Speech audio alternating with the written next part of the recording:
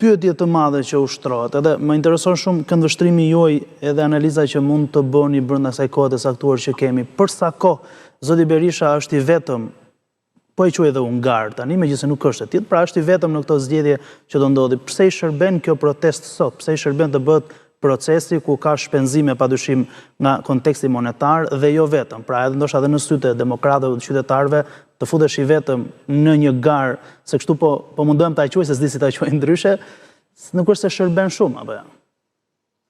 Po, në një lloj kuptimi e ka vetë artikuluar zoti Berisha arsyeën.